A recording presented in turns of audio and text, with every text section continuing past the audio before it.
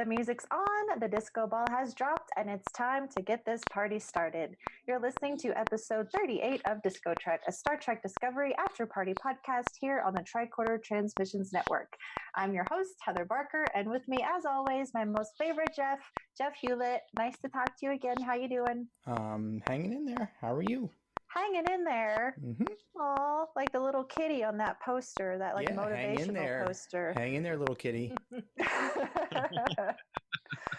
Well, it's good to be back together. For those who aren't familiar with the podcast, we're a community-based podcast focusing on each episode of Star Trek Discovery as they air. Tonight, we'll be talking about episode 10, The Red Angel, this monumental, crazy episode. With us to talk about the Red Angel are two of our very great friends. Our first, you have heard him before, but he's going to tell you a little bit about himself. He is network friend Carl Wonders. Carl, welcome. It's been a while. Hi, Heather. How you doing? It has been a while, and I'm excited to be back on and talking some more Discovery with you. It's been several months at least since I last got to chat about something Star Trek related on the network, so it's great to be back. I think I was back on this show for The Butcher's Knife Cares Not for the Lamb's Cry, which is a bit in the distance. That was now. Yes, it has been forever. So a little bit of catching up to do, but it's great to be back, and I appreciate the opportunity. Well, thank goodness this isn't a 20-word episode title episode again, although that was a phenomenal one. All right. Well, we're very, very happy to have our STOV family here. Another one of our great friends, she is Anna. She just appeared on our DiscoTrek supplemental, The Women, a look at women's representation in Star Trek Discovery. Anna, welcome back. Do you want to tell us a little bit about yourself? Thank you. I'm happy to be here. I had a lot of fun on The Women Part 2, and Part 1, sorry. I can't wait for Part 2. I am originally from San Antonio, Texas. I'm 41 years young and have been a Trekkie since about age 5. I fell in love with Mr. Spock, and I think I still am. So I'm very happy to be here. So thank you very much for the opportunity.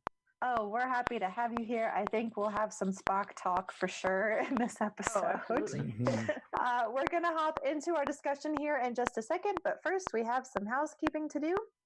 We have changed the way that you participate in DiscoTrek. So now, if you aren't already following us on Twitter, follow us at disco_trek. You can also find us at DiscoTrek on Facebook. And then you can join the unofficial Star Trek Las Vegas convention group on Facebook. All of those are gateways onto the show. So what you do now, you'll see a new post. We will have some information on the following week's recording time and a contact form. So you follow the form, you fill it out, and you will be entered to appear onto the show.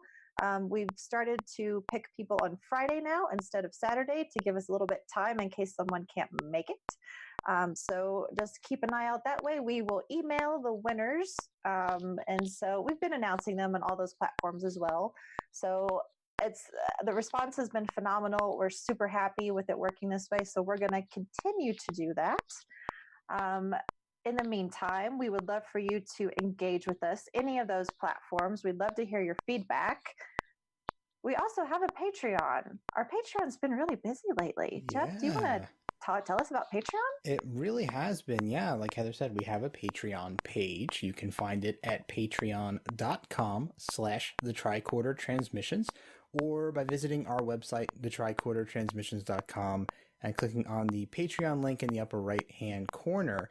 So if you enjoy what we do here on DiscoTrek or any of our other Tricorder Transmission shows, please think about joining our list of patrons, which is growing and growing and growing. So becoming a patron at any level will give you instant access to our unedited episodes and early release episodes. They show up a few times a week, so you'll be getting a lot of bonus material that's included before and after quite a few of our shows. And we also have brand new tiers that we launched a few weeks ago that will give you other benefits as well. So feel free to visit our Patreon page and check out all the amazing benefits that we have for all the different levels. And we do have one new patron this week. He's been on the show before, and that is Green Tip Guy.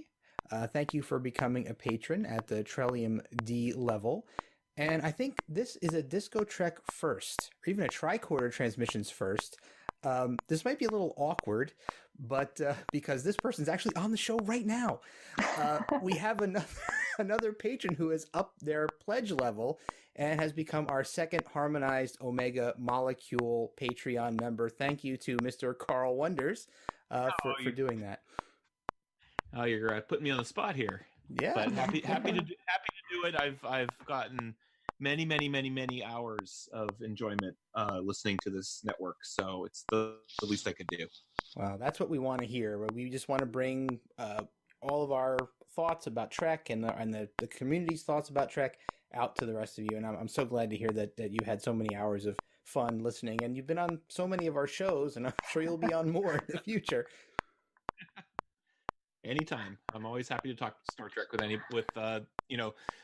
I've said this before, but the positivity that this network brings to the conversation is kind of unique, in that it's one of the things that I really love about the network is just how it's not nitpicky, it's not anything like that. It's all very positive and always a wonderful conversation to have with a bunch of Star Trek fans. So always happy to do it. Man, my heart can't take it, guys. Like, I'm already a little bit high on Star Trek right now. Like, I just rewatched this episode. I only got to watch it twice. Like, that is sad. Twice. So, like, between having just watched the episode and then reading all of the quotes out of Paley Fest, which was going on today, they had a huge chunk of the Discovery cast there just talking about their experiences and really feeling the love. Like, we like to help continue to spread that love here at our network, so that resonates with me very strongly. So here's the thing, this episode had spoilers. Like, it had some big stuff happen, so I guess we have the spoilers. The episode was just awesome. So if you have not seen it, please don't listen anymore, because some stuff is going to go down and we don't want to ruin it. So please go watch it and then come back.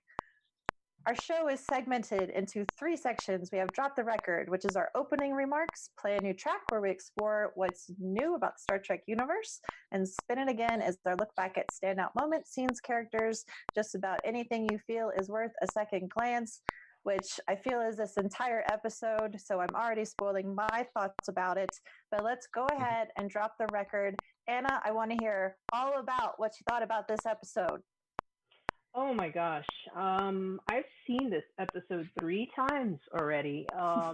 You know that exploding head emoji on all our phones? That's me when I first saw the episode last Thursday. Oh my God, so much going on. Lots of great moments where many of the characters, they really shined. And I think it had a wonderful opening scene with Ariam's funeral, where Tilly, Stamets, Detmer, Burnham gave beautiful eulogies, as well as Saru's Kelpian song. So I thought that was very, very moving. Some of the other, I guess, scenes that were really wow to me were the scene between Spock and Burnham, where finally they talk and forgive one another, and that look of relief on Burnham's face and that emotion. It was just so beautiful to view. And I really enjoyed that interaction, as well as the scene between Ash and Burnham, where you can clearly see, even though they don't really, if I remember correctly, they don't tell each other they love each other, but you can just see it in the way they hold one another and the way they look at one another and the way they speak to one another. That was just very evident. I also love the scene with Giorgio, Stamets, Culber. I absolutely love that. And where Culber says, "Did you just call me Poppy?" and she just walks out, and Tilly is just like, "Oh my God, what just happened?" So I loved that scene. So yeah, I was just laughing my butt off. But yeah, so those are the ones that obviously there's others, but those are the ones that really stuck out in my memory. Yeah, I have 2 pages of notes, and a quarter of the first page is like a bunch of the quotes from the funeral. because that whole scene, and I don't know, I don't, I don't want to talk about like linking this funeral scene and the last episode together and like redemption for those who were upset about how Ariam was handled. Like, I don't quite want to go there. I think that the things, what stood out for me, like, because the first time I watched it, I watched it without notes or anything like that. And I thought it was just having come from my grandfather's funeral, which nobody got up to say anything. Wow. And it's a weird thing, and I think I talked about it last week, was that people did come up, through the service, throughout the not the viewing. I guess it's the viewing. I don't go to a lot of funerals, guys. But one of the things that affected me very deeply, aside from my own grief and how I was processing my grandfather's death, was the words that people were saying about him to me as they came up. And so it's a powerful thing for me to see who a person was through someone else's eyes, right? And to see the influence that they left behind and that they made on all of these people. And the writing for this scene was just so on par, because of the things that were said, like even Stamets talking about that she was happy with her husband and that together they made the universe a little less orderly, I think winds up being applicable to his own relationship with Culber. Oh, yeah. And Detmer saying that, she showed her that her augmentation didn't make her an imitation of herself. It made both of them new, which, again, like, so relevant to what Culber's going through. But anyway, I won't go through all of this. There's just, yes. Carl, I think you're champing at the bit to jump in. So tell me what you thought. No, like, just to bounce off, first what you said about the Detmer moment, especially because that's something that was kind of has never been really talked about. She's on the ship early in the first 2 episodes, and then she's apparently injured during the Battle of the Binary Stars, and the next time you see her, she has some kind of cybernetic augmentation on her face, and they never talk about it. And that's kind of typical of Star Trek in a way, where it's like, oh, the technology kind of came along and solved a problem, and this is the first time they really even address, that could cause some kind of psychological trauma in a way. And to have that addressed in the context of the funeral of Ariam, I thought was really well done.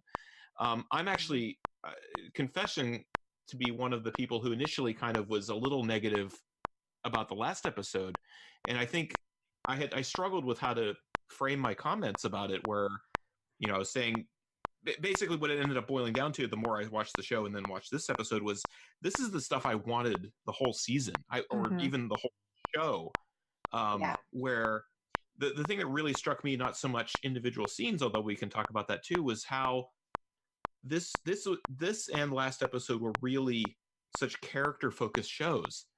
And these are you had these sequences of almost exclusively one-on-one character moments, where you had Saru and Leland, and then you had Burnham and Leland, and then you had Burnham and Spock, and the characters were finally driving the narrative in a way that just made me so happy.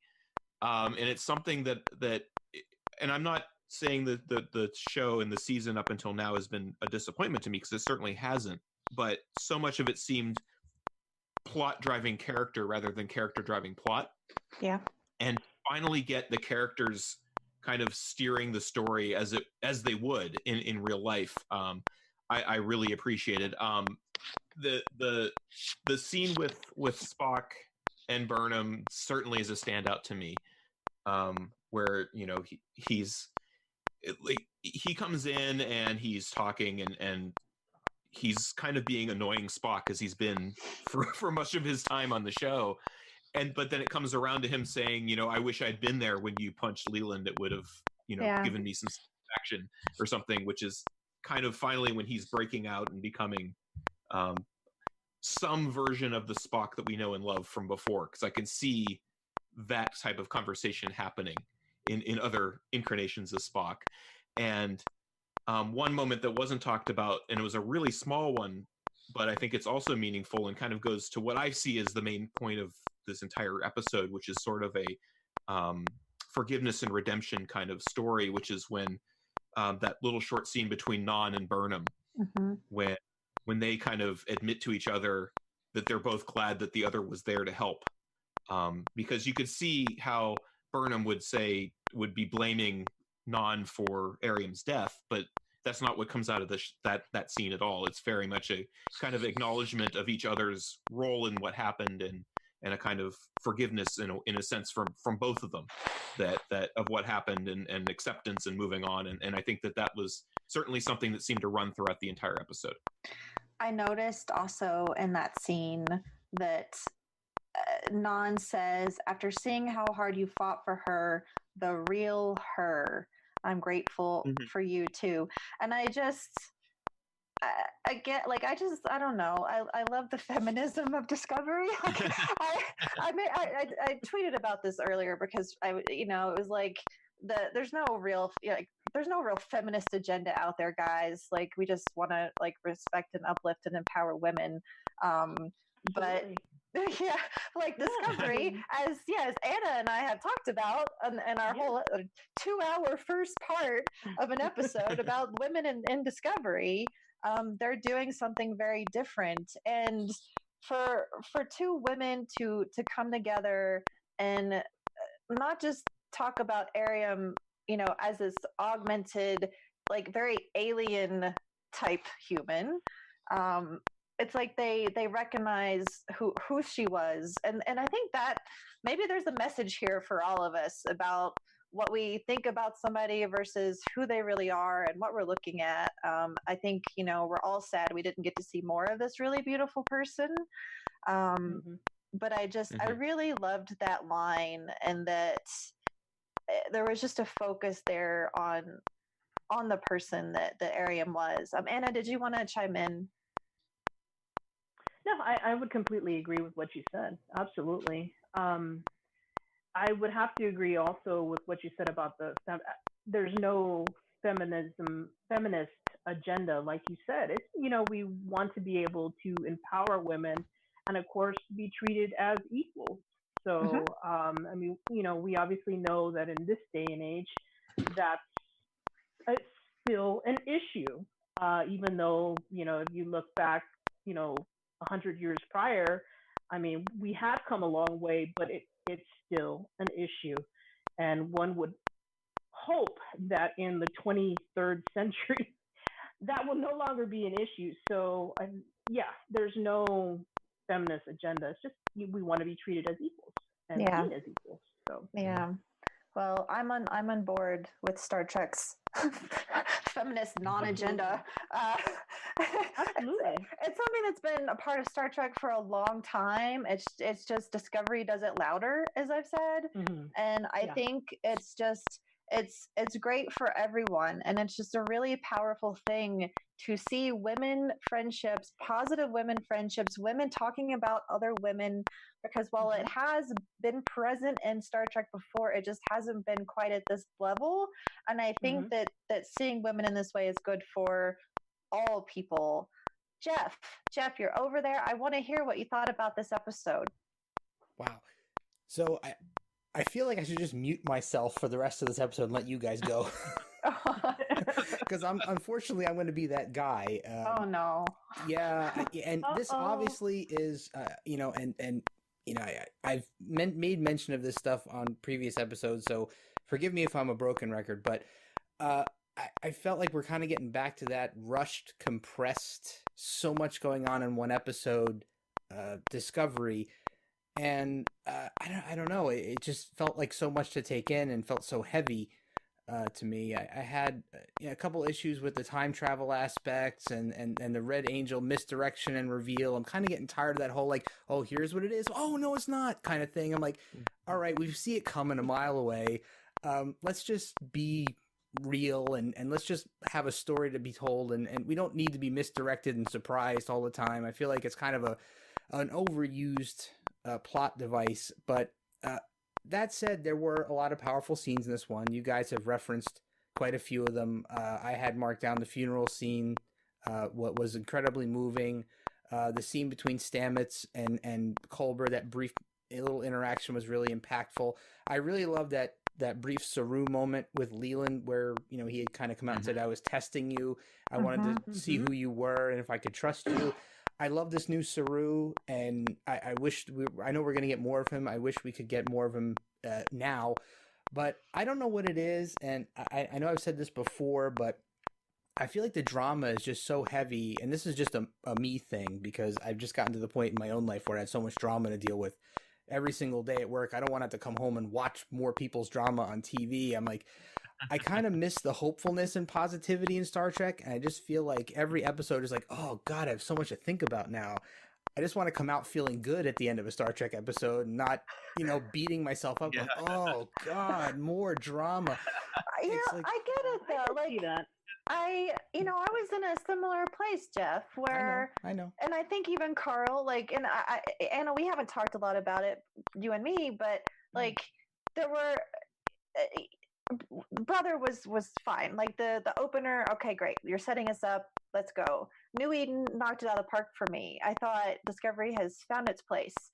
And subsequently, like every episode, like probably the next three episodes after that really weren't my favorite, although like Obel for Charon was loved by so many people.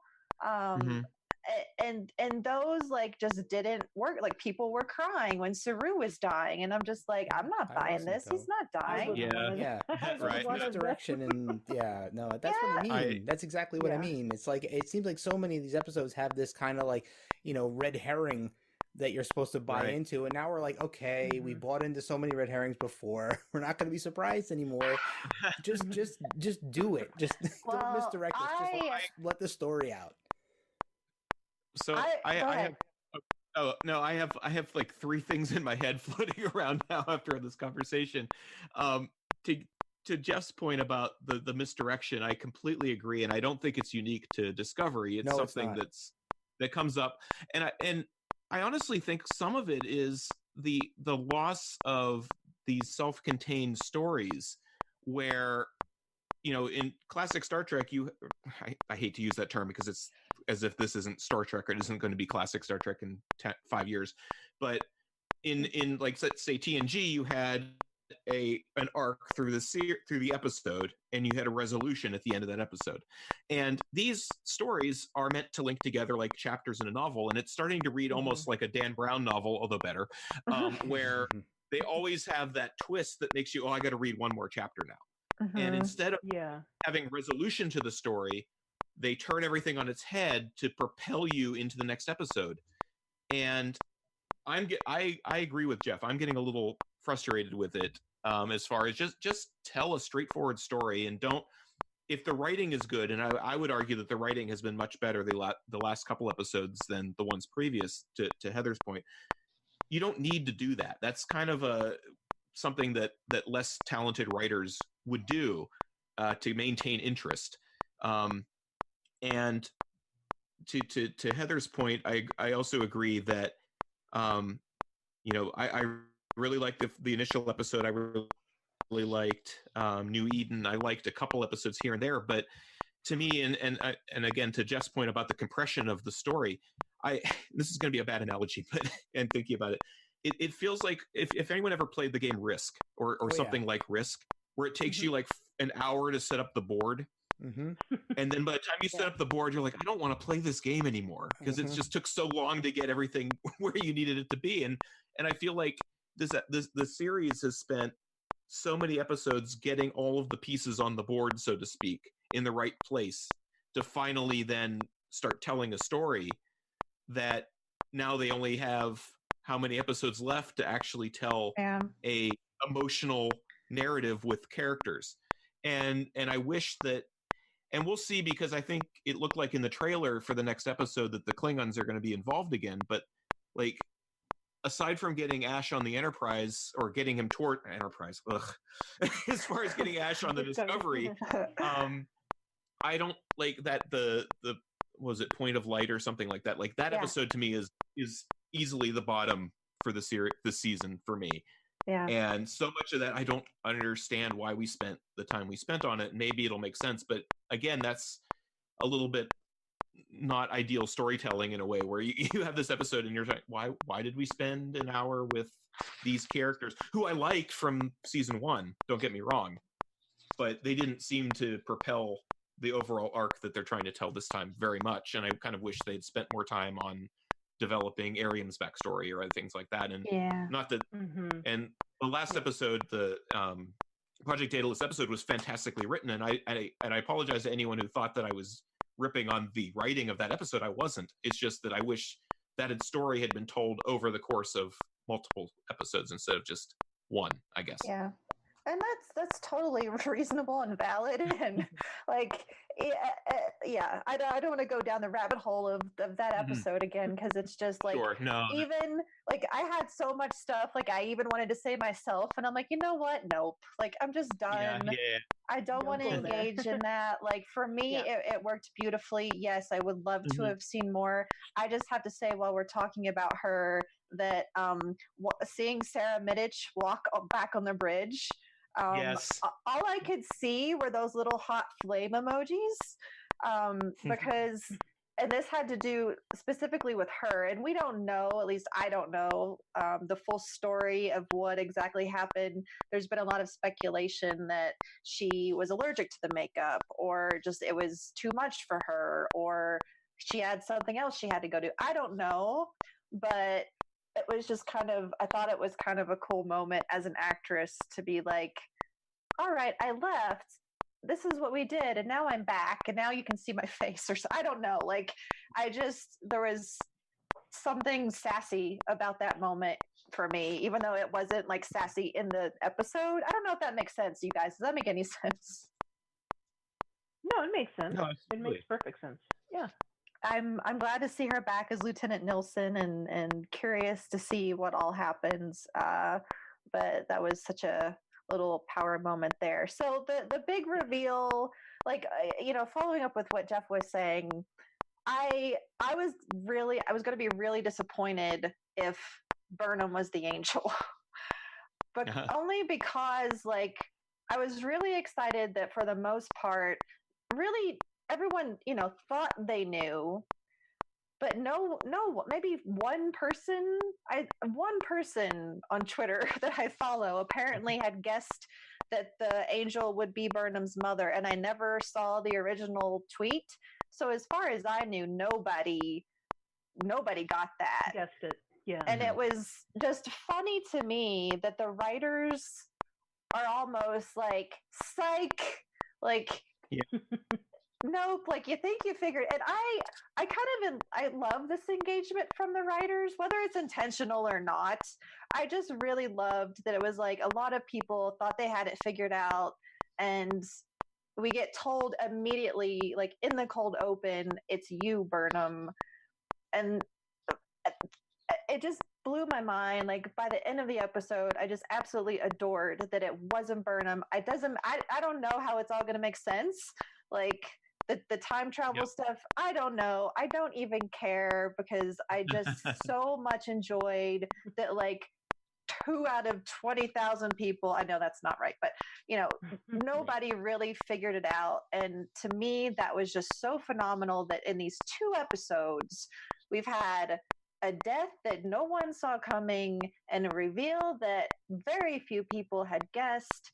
And I don't mind, like, being here for the ride now, because I feel like watching Star Trek is like watching a movie.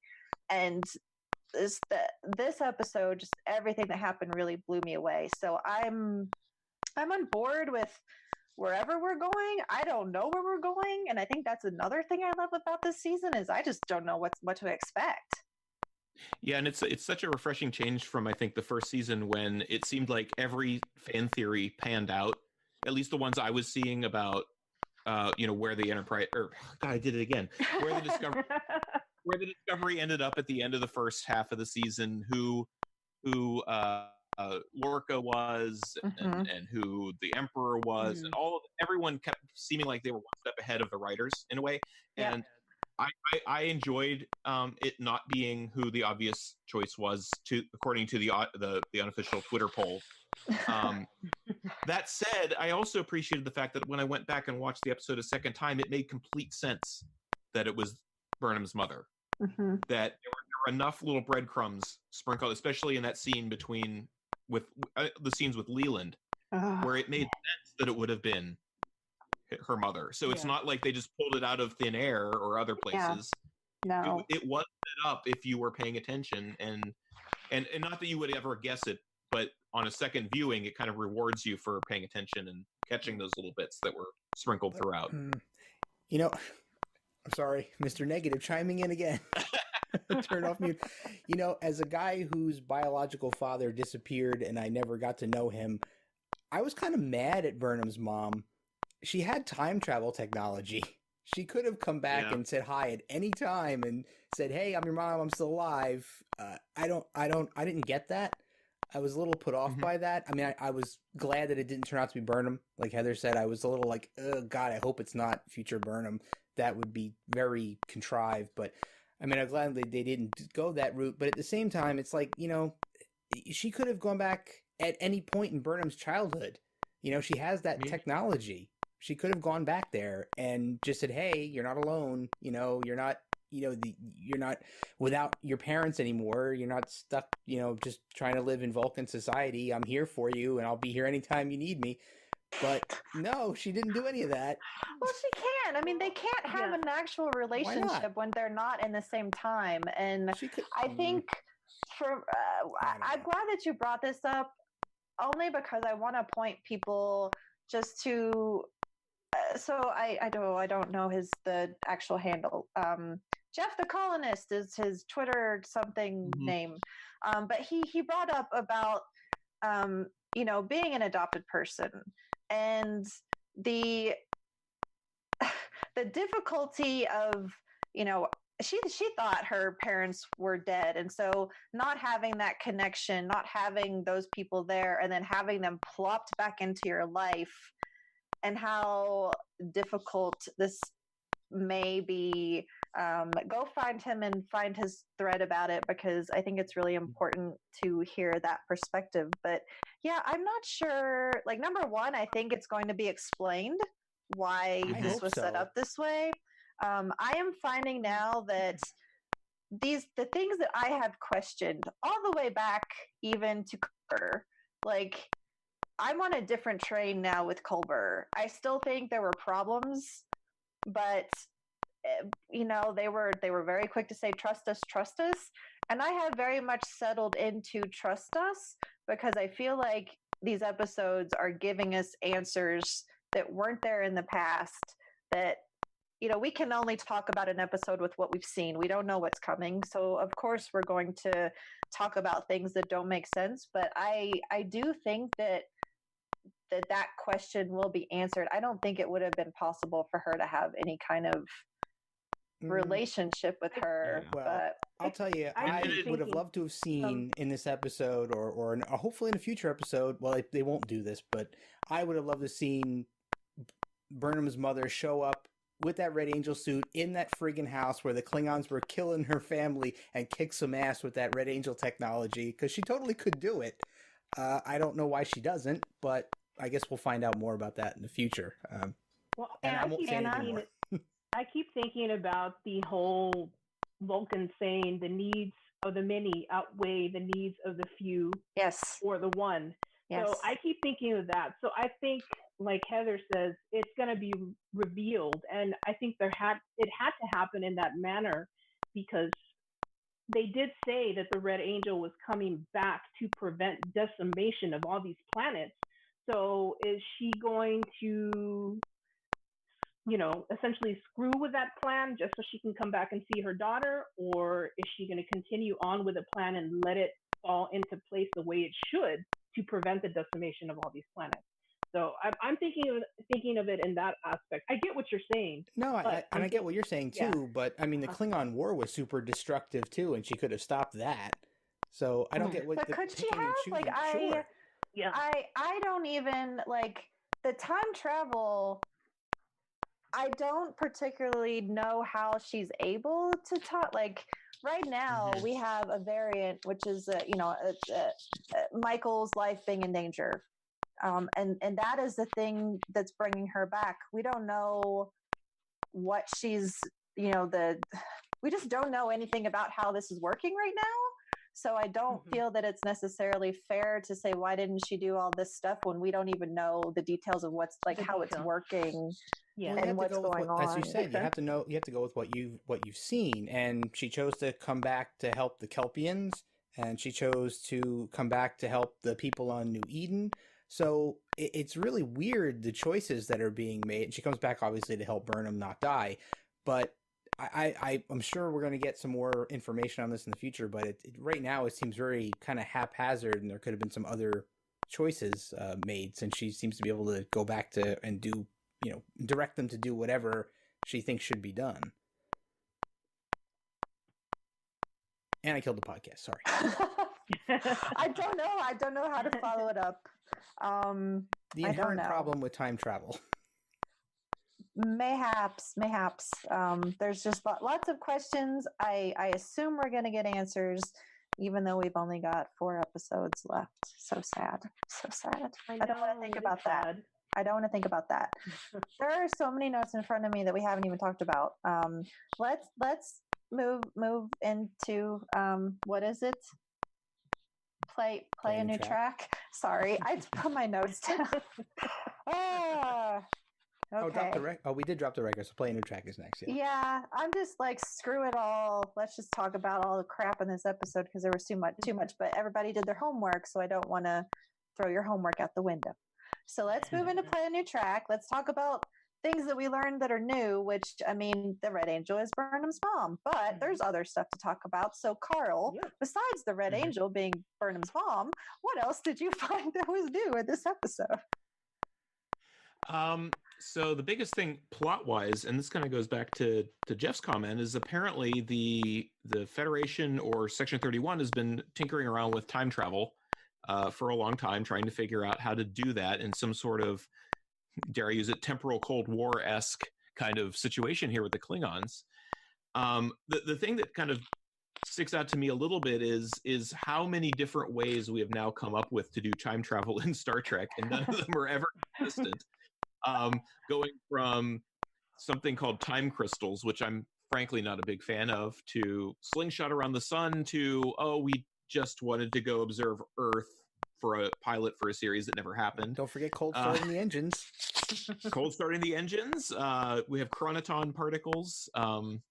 So here's yet another way that we have that the Federation has attempted to, and apparently succeeded in doing time travel.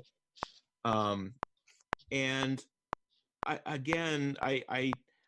don't want to judge, and I was being very quiet during the last discussion because I don't want to judge where they're going without knowing what they're doing, which and the writers have made, gauging the show very hard, because they are doing that thing where they withhold information from the audience until later.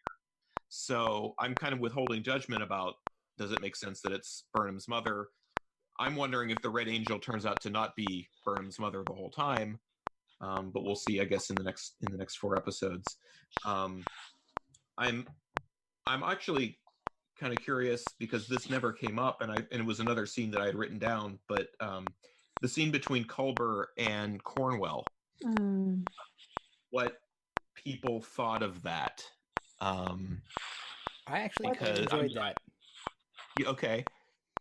It resonated with me. I'm glad they went there. I thought Cornwell did a great Counselor Troy impression by not really being very helpful at all. And yet Culber kind of left with a little smile on his face, seeming to feel better. I don't know if he is or not, but since that never came up in the last section, I kind of was hoping that would come up in discussion too, because it was kind of the one, quote unquote big scene that never got discussed before. Well, I had it in my notes to discuss it. So Well, let's go. Let's talk about it. It's worth being talked about because we don't get to see a lot of mental health representation in Star Trek. I mean, yes, Troy was there for the whole series, but it has not been the best, right? So, Jeff, you have things to say. Well, the only thing I'll say, and I'll let you guys go on with it, but the Cornwell saying that love is a choice, that's something that resonates with my personal philosophy on life and emotional choices, and I was kind of glad to see that on a Star Trek episode. I know that's not the way most people think, so kind of having my own thought processes acknowledged in Star Trek was nice. I don't know what you guys think about that, but that was just a kind of a nice personal moment for me. Anna? Yeah, I was actually looking it up right now. I was trying to remember that that statement that Cornwell... I can read it to you. That statement. Read it. So this is what I wrote down out of this episode. The things that stood out to me were Culber saying, "I've never felt more alone in my life." And he talks about, that he doesn't feel like he's enough. He wants to be enough for the man that he knows loves him and that he used to love. And she said, "Love is a choice, Hugh, and one doesn't just make that choice once. One makes it again and again. The only way to make a new road is to walk it." Exactly. That's what I was looking for. Yes, absolutely. Yeah. The writing, this episode was written by Chris Silvestri and Anthony, I can't read my handwriting, Marinville, I believe. That's a weird last name. I can't read my handwriting. It's, Marinville, I believe. Sorry if that's wrong, Anthony, who doesn't listen to our podcast. So with what you said, Carl, obviously, we're not going to get, a real laid out therapy session. No, of course not. Of course not. What I found here in this scene, what mattered most of all is that Culber just needed to talk to someone. He just needed that empathy and basically for someone to tell him everything's going to be okay.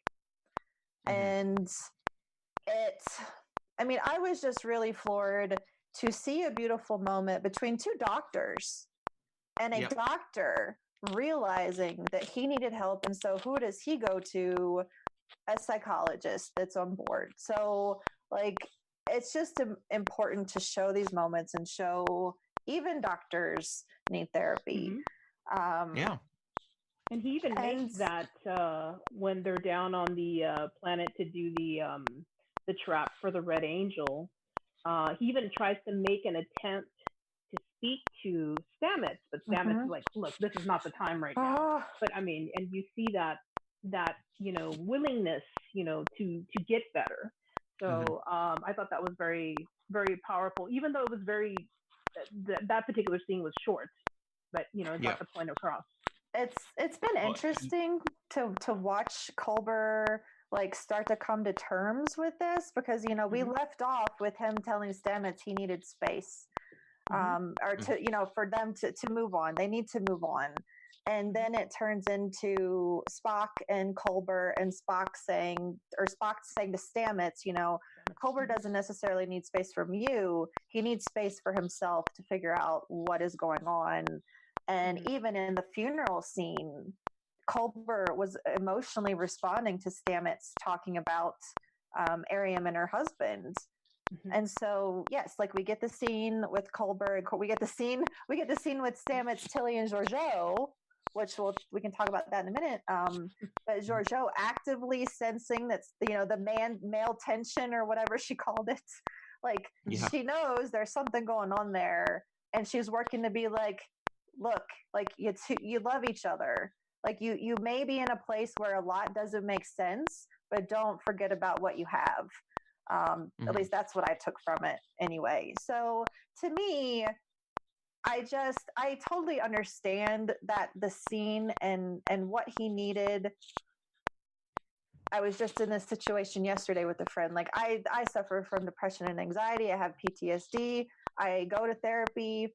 And when I see friends hurting, like I want to be there for my friends. And I had a long conversation with a friend who's in a similar place. And she's like, all that I need is to just talk to somebody and to receive empathy. And so like that is very much what this scene was for me. And I think the writing was still like so beautiful. And different, like Jeff said, like a lot of people, don't look at love that way. And I think it's just setting up very nicely for this, eventual reunion that I hope we get with Culber and Stamets. Any final words there, Carl? No, I was just curious to hear your take. I think, everyone's points I are resonating with me a little bit here as I'm just listening to you talk about them. And then the line that wasn't mentioned that really hit me a little bit was when Stamets continues and says it might never be the time to have this conversation. Like it's almost a be careful what you wish for Dr. Culber moment where he says, I need you to back off in a way and not push this. And then now he seems to be finally coming to some sort of resolution for himself. And it's I'm sure everyone has experienced this where, and this is feeding into another scene, but where no matter how you resolve an emotional situation, you can't undo things that you've done or said. Yeah. And you might come around to, okay, I'm willing to give this a go, but then what you've done or what you said or even just your absence has caused pain for the other person, and then they are no longer in a place where they can make that commitment to you anymore. And I'm really hoping that that's not and I'm pretty sure it isn't going to be the resolution of the story. But that moment really, because I kept thinking, oh, this is, Stamets has been always the one pushing for reconciliation with Culber, and to finally have it kind of go the other way, I thought was it hit me. Yeah, it broke my heart. Yeah, broke my heart. I was just like, no, we can't. No. And I'm still trying to wrap my head around that last little look that Georgiou is giving after Culber walks away, because it's like, what is she going to be doing? Because she kind of was eavesdropping in that moment. And I've seen so many different takes on that, and I don't know what to think of it at this point. But I just think that she's going to be involved with these two people in some way, and I hope it's a good way. But you never know with Georgiou, apparently. So we'll see where that goes. Yeah, I also hope it's a good thing. Again, that's another rabbit hole in it. We're already like not doing well on time here, so that's my fault. I'm talking too much. It's been so long. I've been talking too much. No. This is there were, as Jeff said, like there was a lot that happened in this episode. There are a lot of things to talk about, and I think that my biggest takeaway right now from this discussion is that, at least for three of us,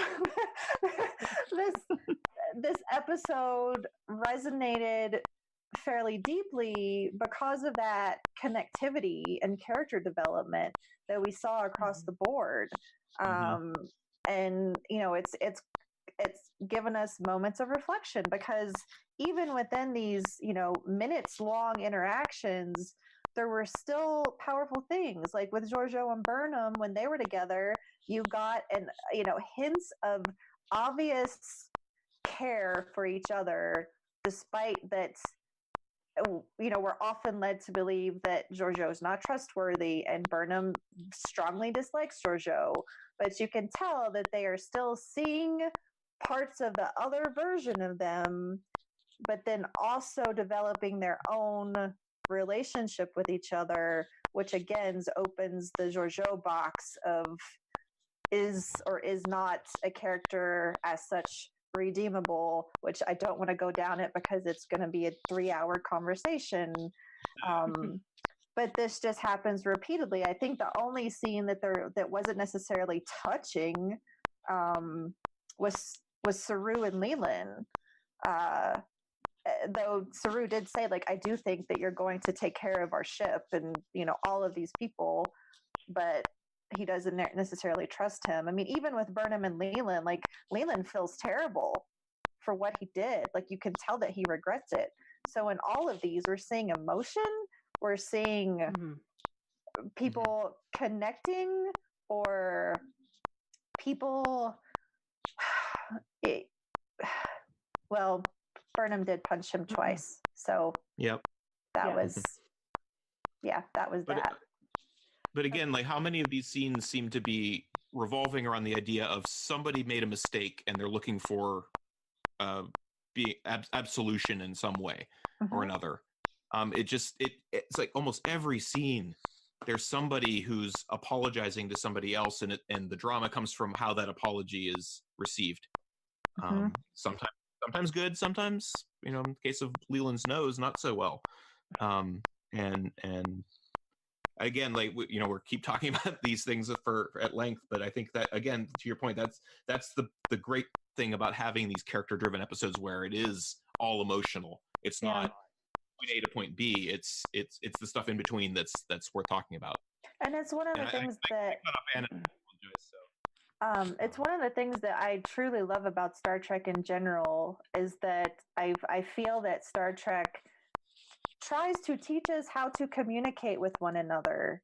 And, you know, especially in TNG, like, you know, it was to a point where, like, you know, there was no conflict. We work together and work things out. We communicate all the time. We talk about our feelings. We talk about what we like and what we dislike.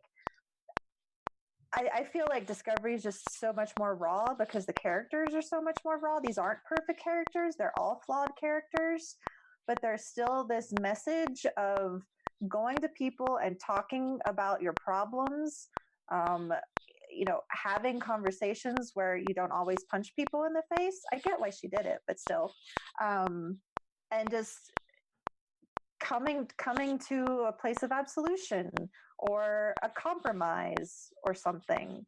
And that's just the building blocks of humanity and how to make humanity work. So anyone who says Discovery isn't Star Trek hasn't watched that. That's terrible. That element is there. It's very prominent, and it's really important to me because it's something Star Trek has done for a long time, that I find super valuable. Anna, do you have anything else that we haven't talked about yet that you learned that was new, or you just want to talk about? Actually, 3 things. First of all, I had no idea Doug Jones could really sing so beautifully. Oh my God, I had no idea. I actually had tagged him on a tweet to Star Trek CBS, and I asked if it was really him. He actually responded back to me and said, "Yes, it's really me." And I just responded back to a couple of other people, and finally just did a all-out tweet and said, "Yes, it was me singing." Thank you, everybody, for all the compliments. So I thought that was very cool. The other thing, getting a little bit more on the serious side, I thought, actually, going back to Leland, what the heck happened to Leland? He got poked in the eye by that weird contraption thingy. And I've seen a couple of conspiracy theory people saying, oh, well, you know, that's just the way that contraption was set up. And did you see how his eye was regenerated when he goes through the process? And other people were saying, no, he was sabotaged by Giorgio. So I don't know what happened to Leland. And that is like the question foremost on my mind right now. I thought it was Control. Like, I thought it was Control has infiltrated the ship and has and you know, I don't know whether he's dead or not. I'm thinking no, but I kind of thought that was just an action of Control, like the way that it turned his voice into like a computery voice or whatever it did. That whole scene, I was just like, what the what? It just kind of dropped and then it went away from it really quickly. Yeah. I don't know, Carl. What do you think? No, I'm on board with the Control theory, just because early on in the episode they talk about how you know, they destroyed the base, but you know, they said we're sending out an alert to all Section 31 ships to make sure that they're not compromised. And then there was that whole idea of the the AI can come through the wormhole with the angel. So maybe that's where it was. I've also read some theories that Tyler's involved somehow, which I don't really buy at all. Yeah, no. But the fact that it basically mimicked his voice and responded to Tyler makes me think it has to do with the control thing and Control. not some Yeah. sabotage by some person on the ship. Yeah, Jeff, what do you think? Do you think it was control? Do you think it was something else? Well, I came away thinking it was the alien AI that they made mention of earlier that was invading the system again. I think it was, the failure to get the sphere data in the previous episode. The AI has to come up with something new. We don't necessarily know what that is yet. Maybe Leland was getting in the way of that. So I kind of thought that those little, and I was a little questioning the design of those eye pieces, that they would have spikes that would slide out of them. So I took it as they went through his eyes and into his brain, and therefore took him out. There could be so many other things that we could derive from that, and something that I thought was, this gives Georgiou her chance to ascend to the captaincy of that ship, which she's been looking for a way to do for several episodes now. I think now she's got her opportunity. But yeah, my theory was it was the alien AI coming up with Plan B.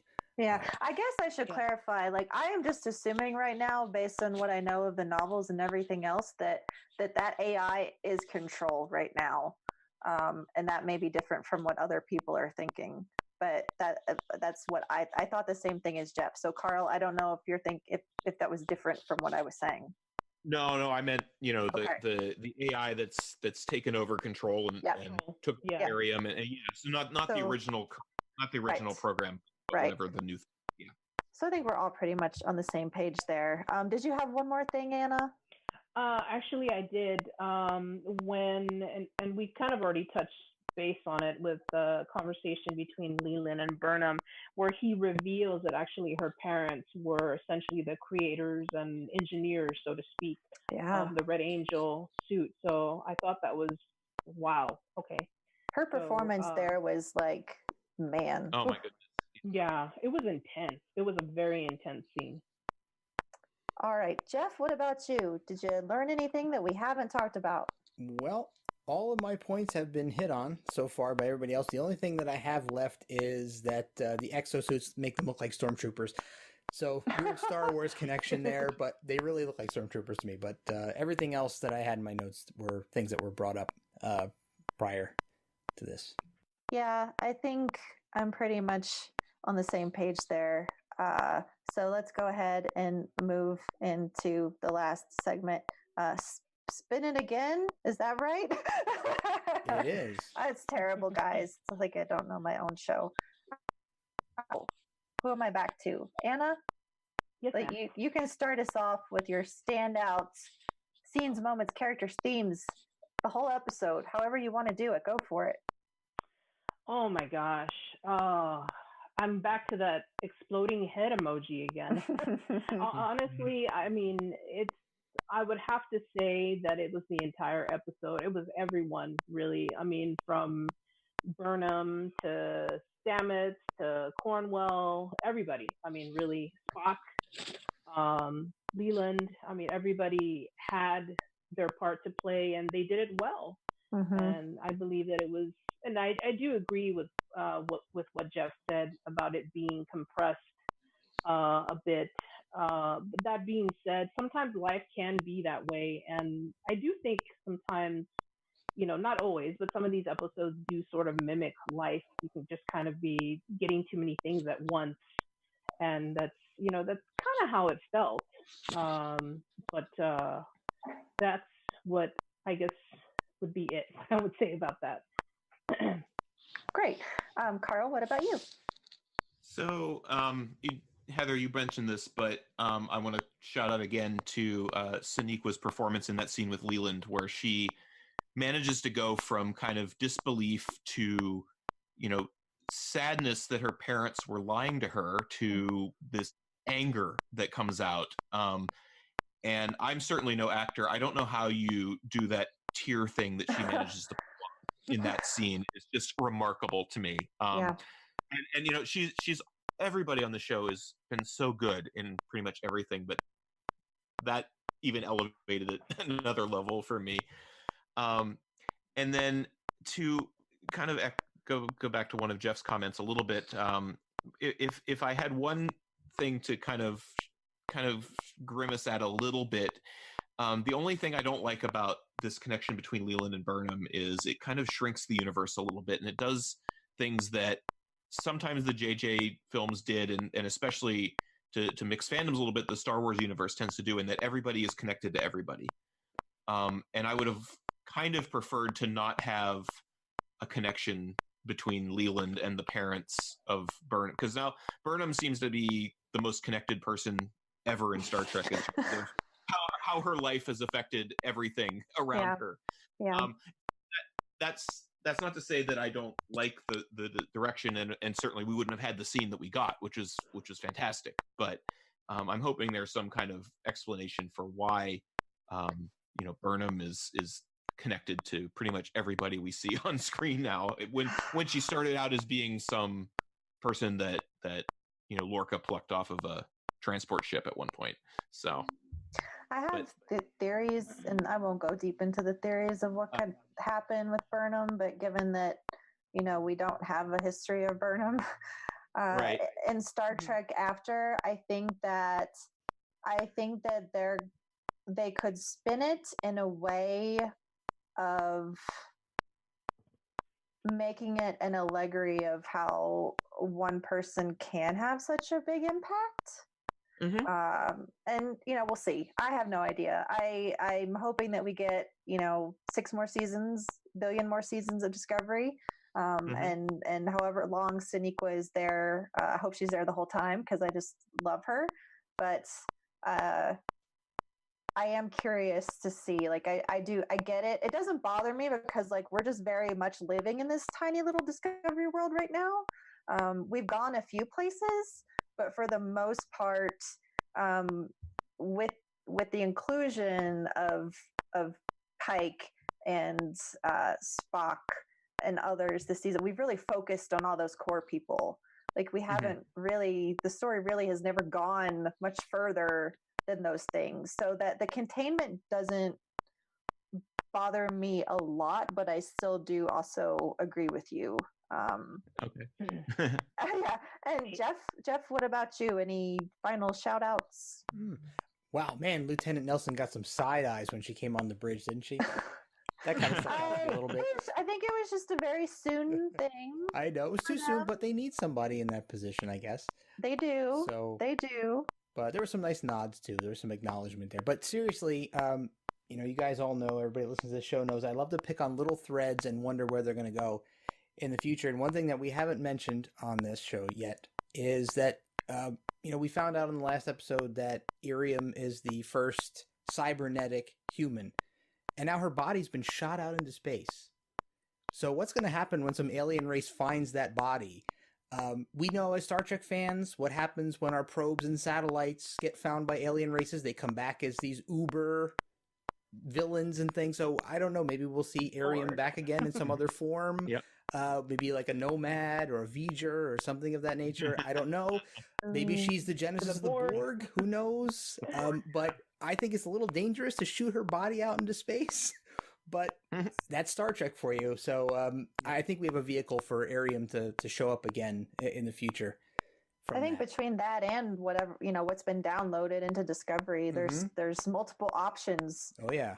For the Irium to continue. Definitely. Doors open. Heather, yeah.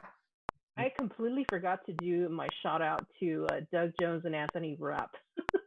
I was going to do a shout out to both of them, only just because I love how they're interactive with the fans. I've interacted with both of them on Twitter and I think on Instagram, and I haven't met Anthony, but I've met Doug Jones, who's an absolute joy to speak with. So I wanted to give them both a shout out, as well as Ethan Peck, who I think has really tapped into his inner Leonard Nimoy, has channeled that, has added his own spice to it, and really he's done an incredible justice to Spock. So I wanted to say that. And then to my niece, Ava, who's going to be turning 9 in several weeks, and she's a Trekkie.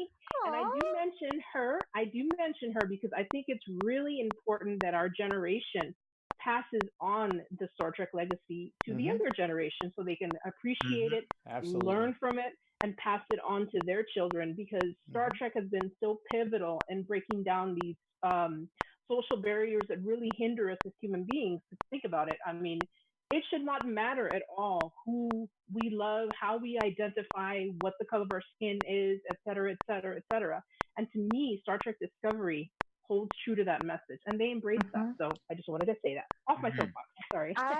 I'm going to take your comment and segue into one of my things, which we talked about a little bit, because it has been something that, as a queer person with lots of queer friends, like, it has popped up in my timeline and everything else. I absolutely adored the fact that, aside from just saying, you do know he's gay, right? Which was just the best in that scene with Stamets, Tilly, Georgiou, and Culber.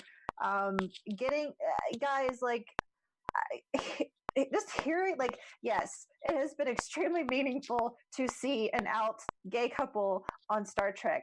To hear the word gay on Star Trek, just like the smile on my face. I don't know how I didn't break my face because I was so happy.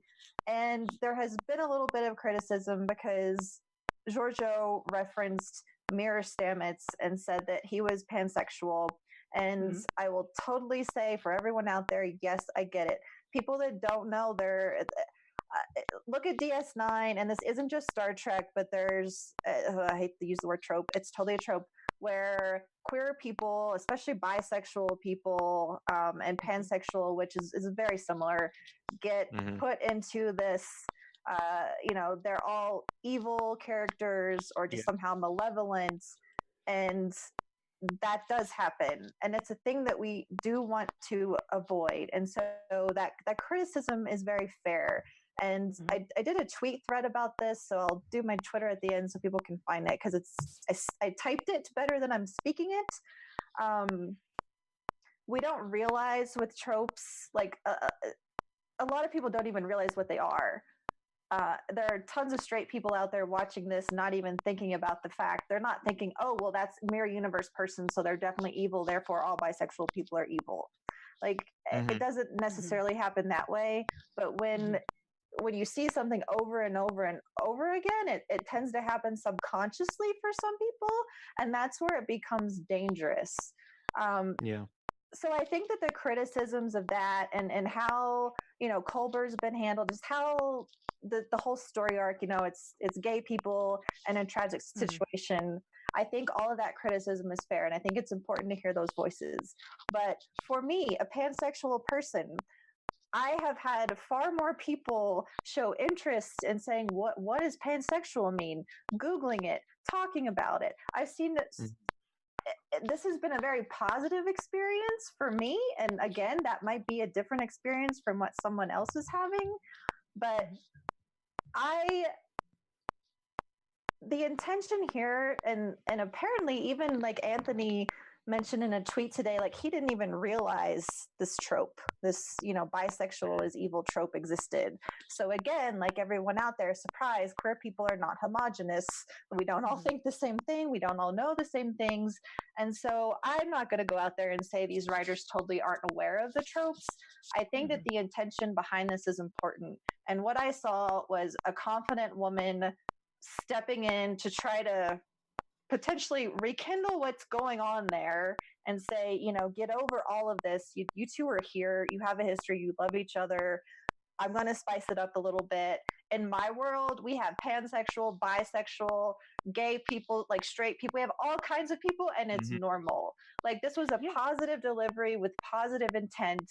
And while criticism is fine and fair, I think it's really important to acknowledge that. Well, and I was happy to see that scene in a way also, because it kind of it still makes me cringe a little bit, but less so now. Is the scene in Will You Take My Hand, when it seems like Georgiou was going the same route, Heather, that you're talking about, where He's like, I'm the mirror version of Giorgio, and I have these sexual proclivities that only quote unquote evil people would have. I mean, it played like the attendant Kira stuff, which is just painfully dated to me right now. Yeah. And to have and to repeat that so many years later in season 1 really kind of made me unhappy. But to see that continued in a more positive way this time around, I thought kind of almost made up for a rather clumsy writing moment there, I would say, at the end of season 1. They're like, I definitely raised my eyebrow because I'm like, what? Whoa, we're getting like and this is what I the reason that I raise my eyebrow is because I know automatically that there is going to be criticism because Discovery is too diverse. There's too much representation because these are things that I see on the internet that people say about Discovery. And that I don't care about that, but it matters to me. Like, it matters to me as a queer person because you're saying, what, we can't even talk about the kinds of people we are? Because how many shows have you ever heard about a pansexual person? You don't. And there was really nothing in that context that actually said anything negative or bad. I mean, basically, at the end of the day, Giorgio is saying, hey, over in the mirror universe, we are fluid.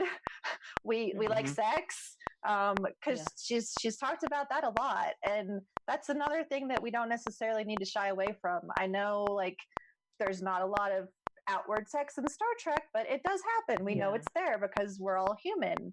And to me, it felt more positive than it did negative, and that's what I take away from it. And she even said, "Stop being so binary." I think she even told them, "Don't be so binary," which you can actually go buy a T-shirt. I'll say that at the end. That it was an unintentional. Well, I'll talk about it later. But yeah, I just that moment, that whole moment, that regardless of the quality of the writing, the way that it was delivered between every single actor, and then Tilly at the end saying what just happened, like that's how I felt about the whole episode when it was over. It was just like, what? Like, it was just I really, really loved that moment. We talked about the funeral. Obviously, that was really important, and I do want to end this with a quote from Burnham. I'm just looking over, the Culber and Cornwell scene was super meaningful for me. I love the music in this episode. Especially, like, I'm surprised we haven't talked about having to watch Burnham die, which we don't need to because that was horrific. But the music sequence during the setup for that was holy cow. I mean, again, that's why Discovery has just elevated Star Trek to this cinematic quality where I feel like I am just watching a movie every time, and it's such a fun way to experience Star Trek.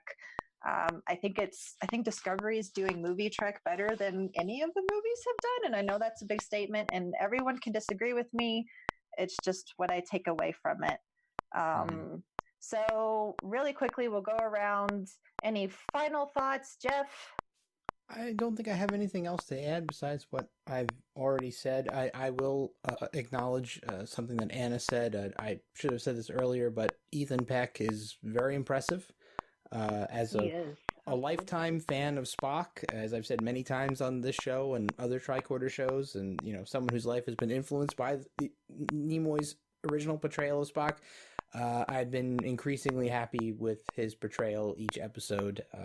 So I'm looking forward to meeting him at STLV and getting a photo op with him, and shaking his hand and telling him that I appreciate all of the work that he's put into this role. Yeah, absolutely. I feel like I've talked too much, so yes, I'll just say yes. Anna, any final thoughts? No, pretty much covered them. I do hope that we see more of, and he's my absolute favorite. I love Doug Jones. He's just such an awesome individual. But I really hope we see more of Saru and see if he will finally have his own command. I would love to see that. I hope so. I call the new Saru, I call him Power Saru. Like, he's got power now.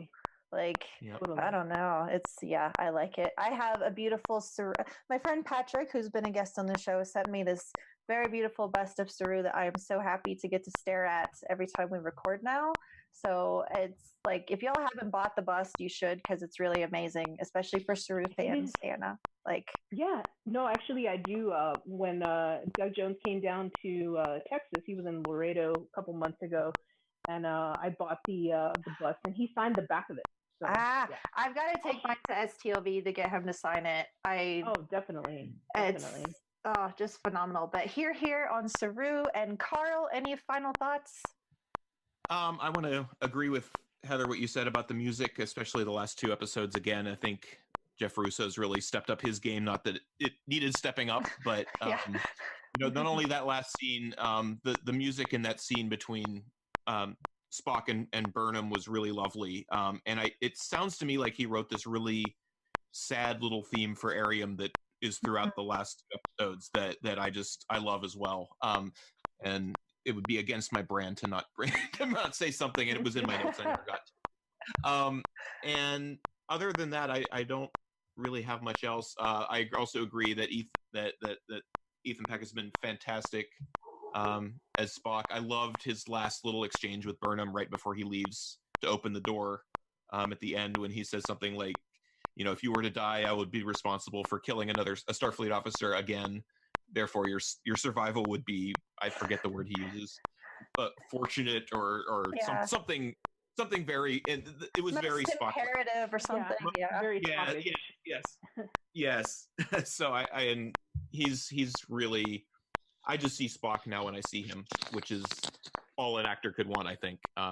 Is to kind of I don't see Ethan Peck the actor. I'm seeing Spock, which is great. I see. No, go ahead. No, go. I finish your thoughts. No, I was just saying that I really anxious and looking forward to the last 4 episodes of the season. I very much am on the same page with Ethan Peck, and I think I mentioned before last episode or whatnot. Go listen to the Well Pod. He has a couple episodes there that Anson Mount interviewed Ethan Peck, and they're really great. And they are.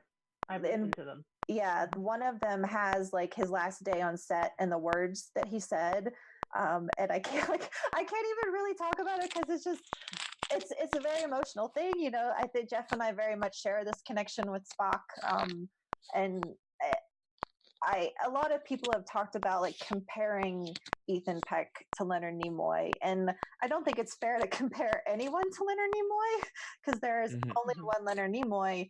There's also only one Ethan Peck. I think that he has shown such great respect to both the role and to the actor Leonard Nimoy, and doing his research, like getting things down to saying censor, which Claire pointed out in a tweet that just went crazy. But it's, I think a lot of people may not necessarily have gotten it. I think, people who know Leonard and who have been with Star Trek for a long, long time got it. But there are a lot of people that are new who it may have passed by. So I think it's important to point that stuff out, and just the reverence, getting it down to like things like that, and the cadence and timbre of his voice. It's just really phenomenal. I felt in the moment in the gym with Spock and Burnham, like I very much felt like Leonard was there. like he honors the character in a way that it is so reminiscent of Leonard's work, but also being entirely Ethan's. Hopefully that makes sense. But as Jeff said, I'm saving my pennies. That's one of the few photo ops I'm going to get, just so we can all shake his hand and say thank you for doing such a phenomenal job. So at Arium's funeral, there was this quote that I want to end the show on, because I think it not only speaks for Discovery and Star Trek in general, but for fandom. And it was Burnham's quote. And she said, "There are so many reasons to join Starfleet. We get to reach for the stars. We get to reach for the best in ourselves. but most importantly, we get to reach for each other. We get to do what we love alongside colleagues who become friends, who become family. And while we don't all work together as fans, I mean, you can say we work together to preach the message of Star Trek. We all become friends and family, and that just resonated so strongly with me. I really encourage people, if you didn't follow the live tweets from the Paley Fest event that was today, which was Sunday, March 24th, go do that. The love and camaraderie and respect out of this cast is just such a beautiful, wonderful thing.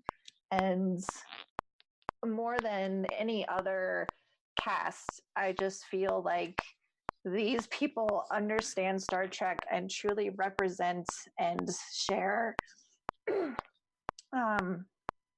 the spirit of Star Trek. And they're just, it's worth a gander to go see all the wonderful things that they've said about each other and the show.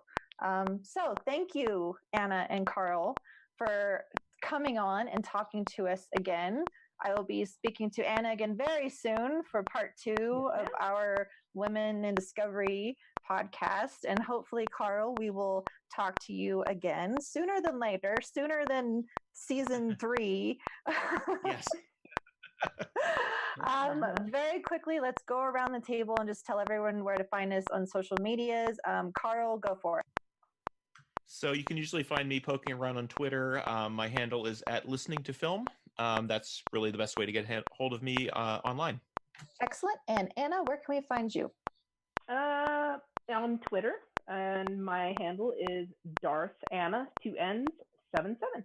Excellent. Jeff, are you alive out there on the internets? I am alive out there on Twitter @WarpFactorJeff, and I think I finally fixed my notification problem. So if you actually mention me or send me a DM, I should actually get a notification now. I don't know. It was messed up for a long time. I think I finally got it working again. I hope so. You can find me at LLA Prosper on Twitter. Our show is @disco_trek. We are DiscoTrek on Facebook. You can also find us in the unofficial Star Trek Las Vegas convention group, which if you're planning to go to STLV in something like 128 days, then that is your one-stop shop for all the information you need to know, as well as our Shore Leave podcast. So definitely check that out if you're planning to attend. You can find us at the tricordertransmissions.com. DiscoTrek.thetricordertransmissions.com is also where you can find that contact form. If you're not on social media, you can just go straight to our webpage. We would love to hear from you and to get you in the mix. We pull the names out of a hat, just like magic, and that's how we okay, that's a lie. We use a generator. Sorry. Anyway, guys, thank you so much. I can't wait to see what happens next week and to talk all about that. So until then, please remember to spay and neuter your triples. The end.